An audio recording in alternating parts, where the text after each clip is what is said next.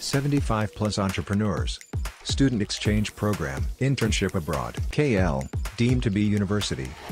దిశా చట్టము ఈరోజు దానికి దిశ లేదు, ఏమీ లేదు. ఆ దిశా చట్టం ద్వారా ఎవరికైనా మేలు చేయగలిగినారా? ఒక మహిళలకి మీరు న్యాయం చేయలేని వాళ్ళు ఏమి రాజకీయాలు చేస్తారు, ఏమి ప్రభుత్వము, ఏం డిపార్ట్మెంటు, ఏం చేస్తున్నారో అని అర్థం కావట్లా. ఒక నంద్యాల ప్రాంతం ఈ నంద్యాల జిల్లాలోనే ఇంత పెద్ద స్థాయిలో కాల్ మనీ కేసులు వస్తున్నాయి. మొన్న ప్రెస్ మీట్ పెట్టిన తర్వాత నాకు విపరీతమైన ఫోన్ కాల్స్. మమ్మల్ని ఈ విధంగా వాడుకున్నారు. ఏంది నంద్యాల ప్రాంతంలో మన జిల్లాలో ఇంత ఘోరంగా ఉంటుంది. నేను ఎప్పుడు ఆడపిల్లల విషయంలో ఇంట్లో చేస్తారని ఎవడు కూడా ఊహించలే. ఈరోజు ఈ అమ్మాయి నాకు ఇదయింది.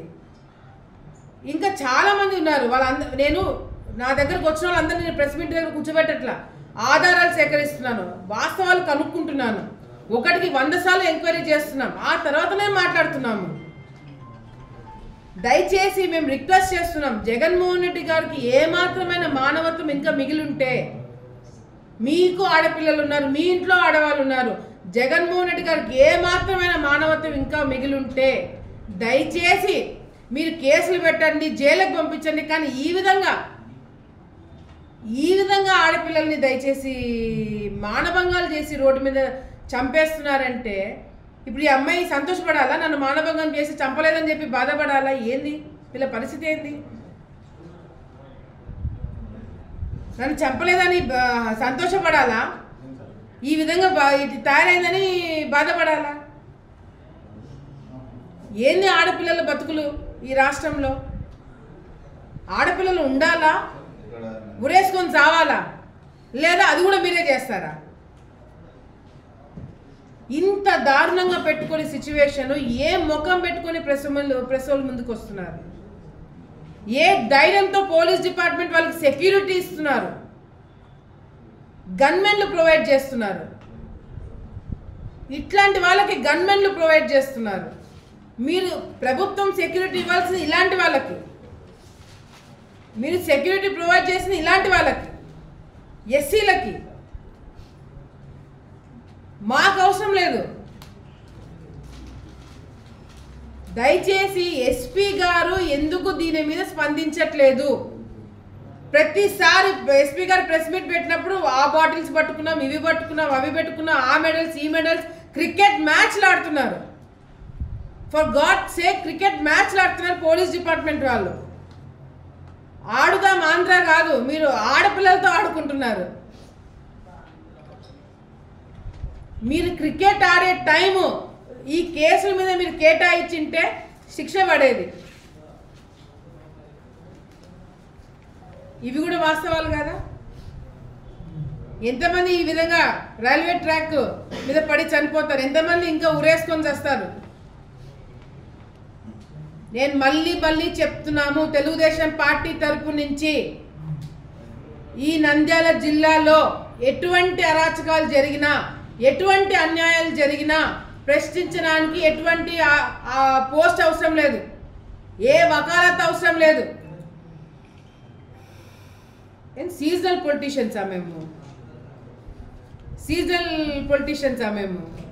ఎవడు సీజనలో ఎవడు సీరియస్ పొలిటీషియనో ప్రజలకి తెలుసు.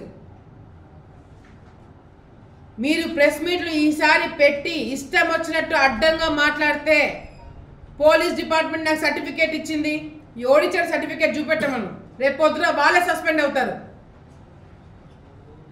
ఇష్టం వచ్చినట్టు ఆడపిల్లల మీదకి వస్తున్నారు, ఒక్కడు పట్టించుకున్నాడు లేడు. అసలు ఎస్పీ గారు ఏం చేస్తున్నారు? ఎస్పీ గారు ఇంతమంది మహిళలకి మీరు ధైర్యం చెప్పలేకపోతున్నారు.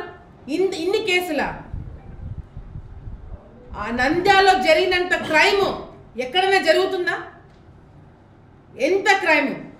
మీ పోలీస్ డిపార్ట్మెంట్ని టార్గెట్ చేశారు, మీడియా వాళ్ళని టార్గెట్ చేస్తున్నారు. ఆత్మకూరులో మీడియా మిత్రులను కొట్టలేదా వైసీపీ నాయకులు? ధర్నా చేయలేదా వైసీపీ నాయకులు? పోలీస్ డిపార్ట్మెంట్ కేసు పెట్టమంటే ఎన్ని రోజుల తర్వాత కేసు పెట్టానండి? మీడియా మిత్రుల మీద కేసులు పెట్టలేదా? ఏమి అరాచకాలు! డెఫినెట్గా రేపు పొద్దున దీని అన్నిటికీ సమాధానం మీరు చెప్పకపోయినా మీరు చెప్పిస్తాం మేము. సో మీ పర్మిషన్ ఎవరు అడగట్లా, తమ్ముడు చక్రపాణి నీ పర్మిషన్ ఎవడు అడగట్లా. రేపు పొద్దున నీకు ఉంటుందా చూసుకో. ఫస్ట్ నువ్వు సిద్ధం ఎంక్వైరీకి రెడీ అని నువ్వు మాట్లాడుతున్నావో డెఫినెట్గా ఎంక్వైరీ ఉంటుంది.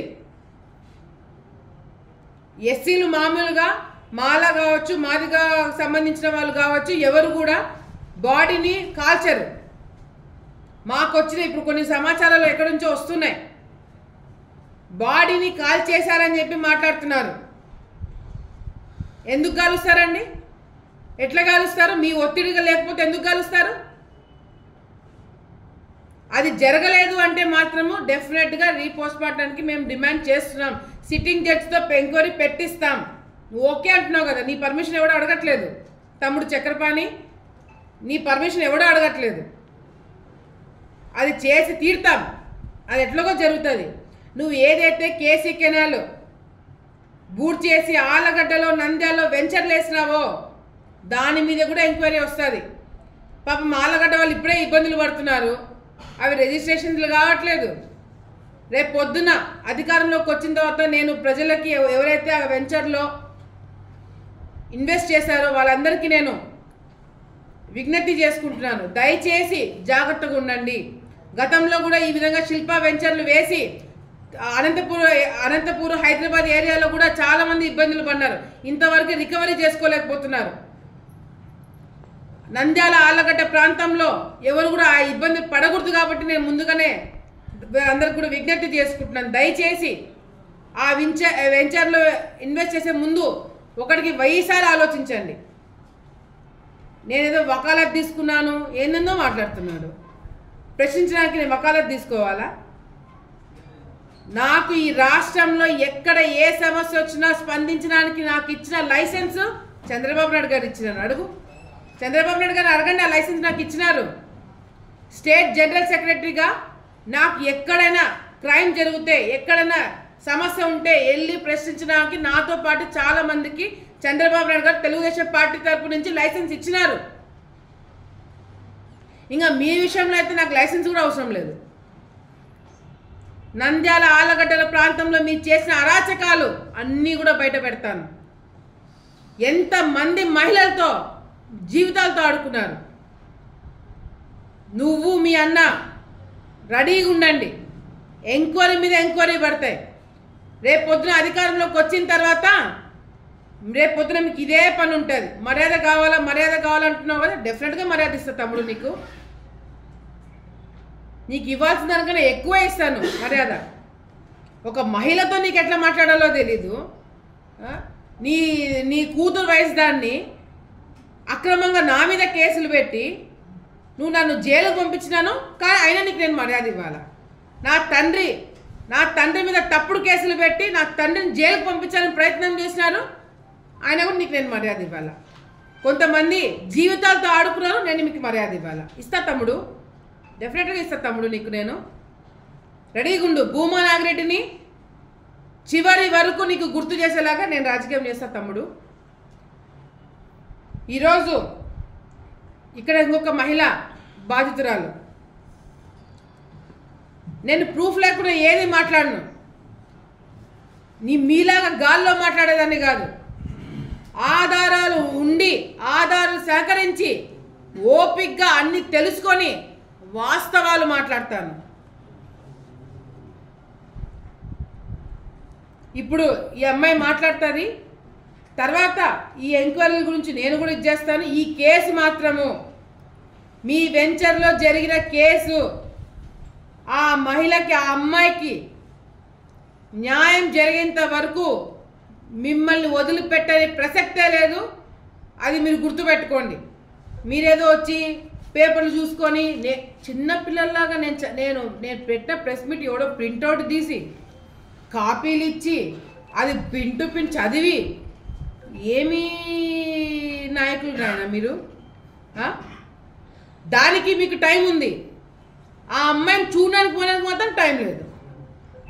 మళ్ళీ కొన్ని సంఘాలు కమిషన్ల కోసము కక్కుర్తిపడి ఇట్లాంటివి టేకప్ చేస్తారని చెప్పి వాళ్ళ మీద మాట్లాడతారా? సిగ్గుందా మీకేమన్నా? ఎస్సీ ఎస్టీ సంఘాల గురించి ఆ విధంగా మీరు నోరు జారుతారా? ఆ విధంగా మీరు మాట్లాడతారా? ఎవడండి కమిషన్ల గురించి చేసేది? ఈరోజు వాళ్ళ హక్కులు కాపాడుకోవడానికి ఎన్ని ఇబ్బందులు పడుతున్నారో, మీలాంటి వాళ్ళ దగ్గర నుంచి కాపాడుకోవడానికి ఎన్ని తిప్పలు పడుతున్నారో అందరికీ తెలుసు. అది గుర్తుపెట్టుకోండి ఫస్ట్ మీరు. ఈ అమ్మాయి కేసు పెట్టడానికి పోతే ఈ అమ్మాయి తప్పని చెప్పి ఈ అమ్మాయిని బెదిరిస్తున్నారంట. ఏం బతుకులు మీవి? ఏం బతుకులు మీవి? ఎట్లాంటి వాళ్ళు మీ దగ్గర పనిచేస్తున్నారు?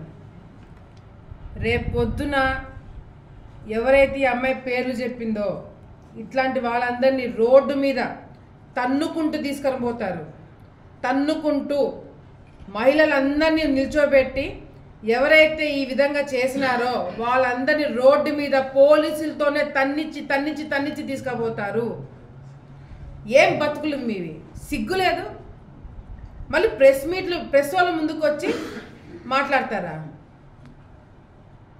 మీ డ్రైవర్లు మీ అనుచరులు ఈ విధంగా చేసుకుంటూ పోతే గాడిదలు కాస్తున్నారా మీరు?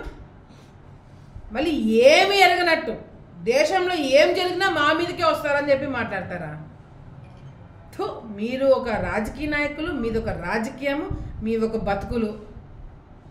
మళ్ళీ నీకు మర్యాద ఇవ్వాలా? నేను ఆడపిల్లలని ఈ విధంగా చేసుకుంటూ వచ్చే వాళ్ళకి నీకు మర్యాద ఇవ్వాలా?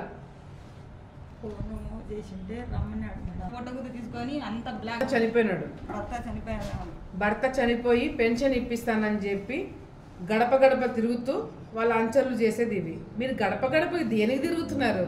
దీనికా కొంపదీసి? ఎమ్మెల్యేలు గడప గడపకి దేనికి తిరుగుతున్నారు? Useless fellows. ఆడపిల్లల ఈ విధంగా ఇచ్చేస్తారా మీరు? సిగ్గుసరం ఏమన్నా ఉందా మీకు? మీలలో ఆడపిల్లలు ఉన్నారు కదా, నీకు కూతురు ఉంది కదా, నీ డ్రైవర్లు ఈ విధంగా చేస్తున్నా అంటే నాకు పీకేది లేదు? చంపి పోగులు పెట్టకుండా వాళ్ళని ఇంకా ఎరికేసుకొస్తున్నారా? ఆడపిల్లలు తప్పని చెప్తున్నారా?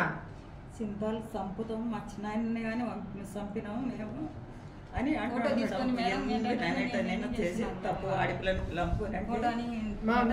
మీరు ధైర్యంగా ఉండండి. ఫస్ట్ వాడి మీద కేసు రిజిస్టర్ చేద్దాము, వాళ్ళకి శిక్ష పడేలాగా మేము చూస్తాము. మీరు ధైర్యంగా గట్టిగా ఉండండి. మీరు ఎంతమంది బెదిరించినా ఏం చేసినా నాకు ఒక ఫోన్ కాల్ కొట్టండి, సరేనా? మీరు మాత్రం గట్టిగా ఉండండి, ఏమీ కాదు. మరిన్ని వీడియోస్ కోసం ఛానల్ ని సబ్స్క్రైబ్ చేయండి. లేటెస్ట్ అప్డేట్స్ కోసం వాట్సాప్ ఛానల్ ని ఫాలో చేయండి. అండ్ లింక్ డిస్క్రిప్షన్ లో ఉంది.